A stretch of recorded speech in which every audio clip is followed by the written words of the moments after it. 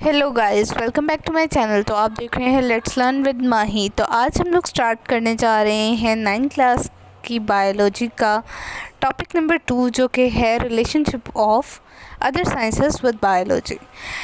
तो गाइस, जब भी हम लोग देखते हैं कोई इंटर रिलेशनशिप यानी एक फील्ड का दूसरी फील्ड के साथ रिलेशनशिप, तो उसको हम लोग कहते हैं इंटर रिलेशनशिप। तो बायो के साथ बाकी सारी फील्ड्स का एक इंटर रिलेशनशिप पाया जाता है, तो इसको हम क्या कहते हैं, इंटरडिसिप्लिनरी साइंसेस कहा जाता है। डिफरेंट टाइप्स ऑफ साइंसेस जो हैं आपस में रिलेट कर रही हैं।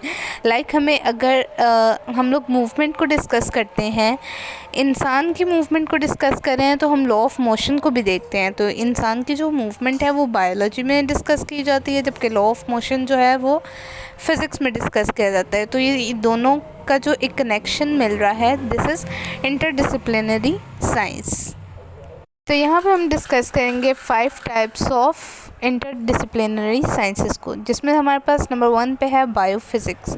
तो फिज़िक्स और बायोलॉजी का आपस में क्या रिलेशनशिप है। जब भी हम जैसा कि मैंने पहले बताया कि जब भी हम मूवमेंट करते हैं तो हम लोग लॉ ऑफ मोशन का हवाला देते हैं। इसी तरह से वर्किंग ऑफ लिवर जो है वो रिलेट करता है लिम्स की मोशन से। जैसे लिवर किसी चीज़ को पुल करता है और उसकी मूवमेंट दिखाई जाती है, इसी तरह से जब हमारे मसल्स हैं वो किसी चीज़ को पुल और पुश कर सकते हैं, किसी चीज़ को लिफ्ट कर सकते हैं। तो बायो और फिज़िक्स का जो आपस में रिलेशनशिप है, उस साइंस को हम बायोफिज़िक्स का नाम देते हैं। इसी तरह से हमारे पास बायोकेमिस्ट्री आती है।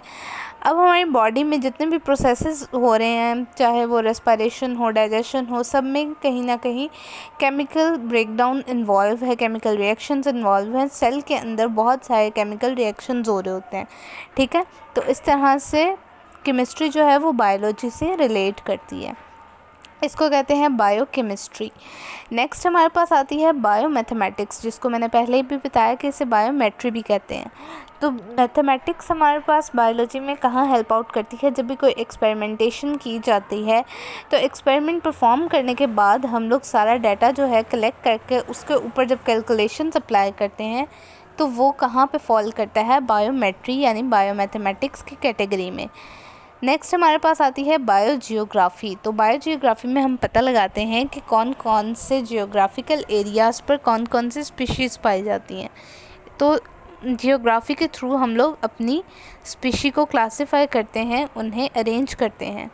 नेक्स्ट हमारे पास आती है बायो इकोनॉमिक्स। बायो इकोनॉमिक्स में हम लोग वैल्यू चेन को देखते हैं और कॉस्ट ऑफ लिविंग को देखते हैं, उसके बाद उसका प्रॉफिट एनालिसिस करते हैं और उसकी यील्ड को डिस्कस करते हैं। ये था हमारे पास relationship of other sciences with biology. Next video के लिए हमारे साथ इसी तरह बने रहिए, और अगर आपको किसी टॉपिक के रिलेटेड वीडियो चाहिए तो मुझे कमेंट में फ़ौरन से बताएं।